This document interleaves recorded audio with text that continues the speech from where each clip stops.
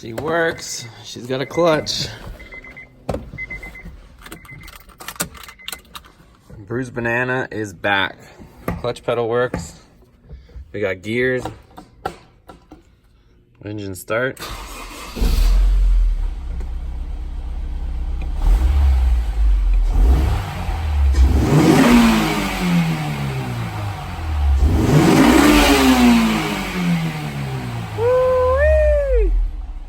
What's up everyone? So last video we finally got the clutch installed on this Bruised Banana, and in this video it's running. I'm going to show you that and show you guys what we got to work on next. So enough with the engine for now. At least it runs. We got the clutch in there and it's movable, but there is a huge secret, you guys. I'm not going to share it. You guys are going to have to wait till the next video. But when I was poking around on the engine, tightening around some of those sensors that I showed you were loose, there's a huge hidden secret and gem under that hood, and you guys are gonna have to wait till next video. Right now I'm just messing around with these fenders. I want to get them welded and start getting going on this body work. So what I did was just made a bunch of relief cuts, because if you guys watched the last video, when we had hit here and try to press this up to fold it up, this side would come down because it's trying to lengthen itself, but it doesn't have that length. So putting these relief cuts in it will allow us to bang it up.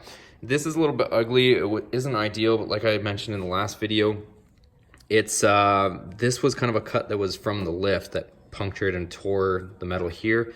So I'm just following that line. It really doesn't matter. It's more cosmetic than anything, but the fact that it gets covered, again, doesn't matter. Ideally, I would have liked to cut this down here to follow this arc here, like kind of come through a line like this. Same as the other side, how we followed a nice arc, but like I said, the damage kind of determined what we had to do. I would have preferred to do this into that arc, but it wasn't gonna happen. So I'm also gonna have to do those same relief cuts, because you guys can see that there's more of a gap here, and to try to bang it out, it's not gonna allow us without putting some reliefs in here. So what we wanna do is have this situation. So we're gonna bend this up so it's like that. We'll put some welds probably every inch along here. We'll just do a bunch of tacks.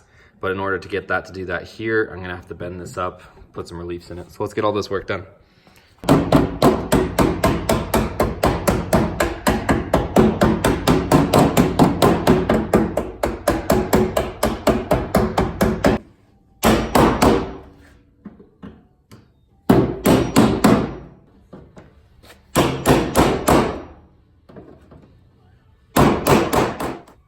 Here's what we got, and this is what I was trying to achieve. So like I said, we put all these relief cuts, bent it all up so that it's touching our arc. Over here it gets a little ugly. Again, not a big deal because it all gets covered, but this is the best we're gonna make out of it. So once we tack all these, we have it welded, then we can trim off all this excess and then go ahead and put seam sealer and seal this all up, and then we can start doing our body work. Like I said, pretty much all the body work's done except for this very soft dent that you can probably see here, because that fender comes up to pretty much there, but probably do just a little bit of a light coat there just to fix this dent. And S2000s are notorious for denting these quarters in right here. It's super soft and there's not a hard body line, so these just cave in all the time. A lot of guys will try to roll their fenders and these just cave instantly. So that's where we're at. I got the welder here.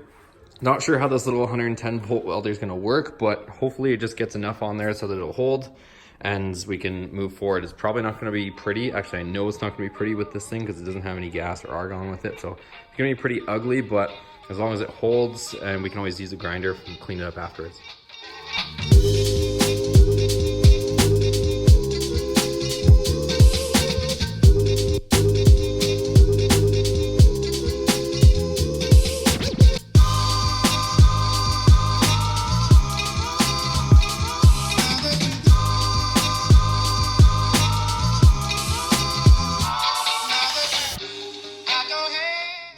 So here's the ugly weld with the cheap 110 volt Harbor Freight welder.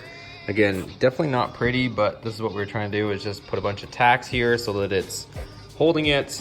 I'm gonna cut all of these little fingers off now. So we're gonna cut all these off, grind it as flat as possible with the angle grinder, which is over here. And once we grind all that off, then we can kind of smooth it out a little bit. We'll go and pick up some seam sealer, seal this all, and then we're pretty well done for this. So it should be pretty cool. Like I said, this isn't my ideal situation. If you really wanted to spend a bunch of time on it, you probably could weld in a piece and try to do that better arc, but honestly it doesn't matter, it's gonna all get covered. So let me grab the grinder, grind this off, and then we can continue.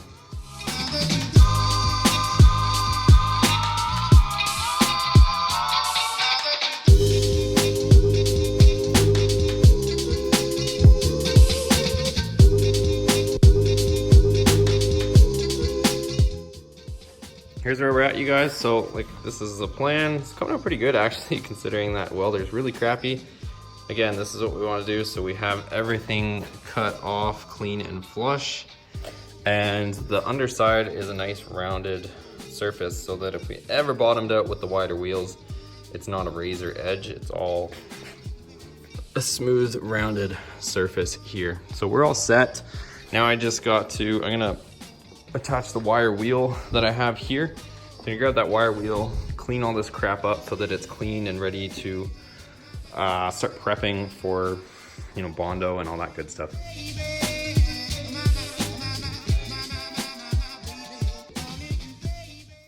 Here we are. So this side's all prepped, ready to go, and I still gotta go to the store and get some stuff for that. So this side's done. Let's move on to the other side. We're gonna have to do the exact same thing. Definitely gonna move this out of the way though before we start welding and sending sparks, but same basically principle. We have to make all these slits in here because you can't whack this out just yet. And we have to make up for this gap here right now. So same deal, we'll get it all prepped up, make all those relief cuts, whack it out with the hammer, and weld it and grind it. Same thing.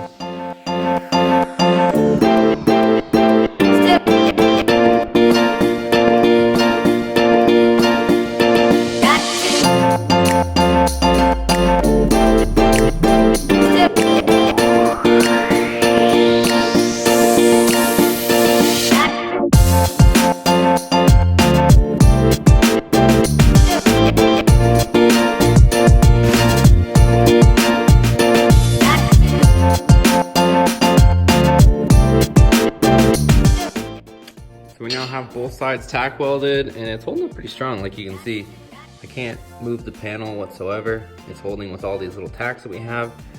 And same with the other side, came out good. Same deal, and you can't push on the panel.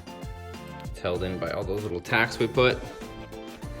And this side, like I said, this is the way I would like to have done both sides, with a nice arc tying into this portion here of that kind of frame, but oh well. Can't do much about the other side. So this is gonna do it for now. Just got back from the famous AutoZone, and we got some seam sealer. It's actually 3M stuff, and it adheres to bare metal. So we're gonna go ahead and put this all in here, and it's gonna strengthen it, seal it, and then we'll be ready to start doing some simpler body work now.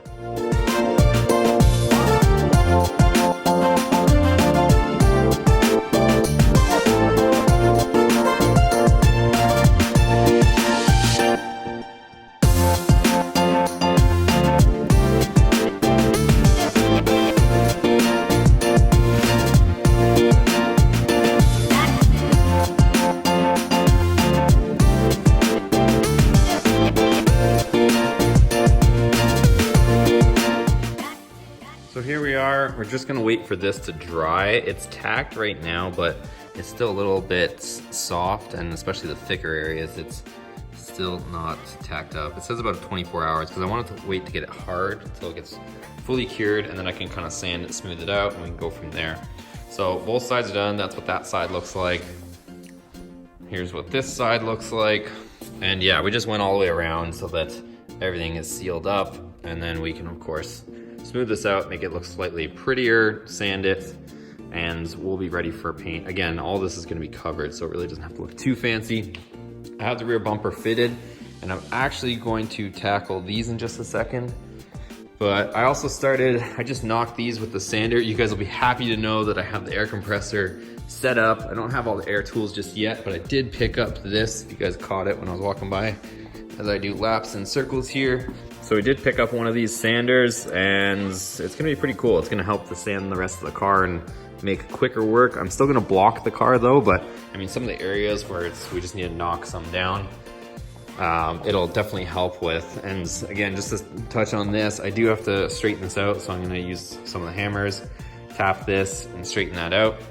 Same here, there was one little high spot. I think there was a few other random dents. I don't know if you guys can see these ones. There's one there and another one there. So I do want to try and get this as perfect as possible. I still got to decide whether this hood is good, honestly, or if I can bend it back. Because if you guys can see right there, it's kind of twisted in a way. So I don't know if I'm ever going to be able to get it back or if I can somehow bend it back. But it's kind of what we're dealing with right now is this twist, because it's not latched right now, but even when you latch it, it's a little bit crooked. There's something going on with it. I think it's whatever way it fell, this is kind of arced a little bit higher. So that's gonna be pretty much it. All right, you guys, so thanks so much for watching. Again, if you did like this video, make sure you give it a thumbs up. Hit that subscribe button if you're stopping in for the first time, and turn on that bell so you're notified of all the latest videos. I'm gonna get to work on these over fenders and maybe some of that hood, but I really wanna get these over fenders on, drill out the panels so that we know where they're gonna sit. But you guys, I'll have to catch that on the next video. Thanks again, guys. We'll see you on the next one.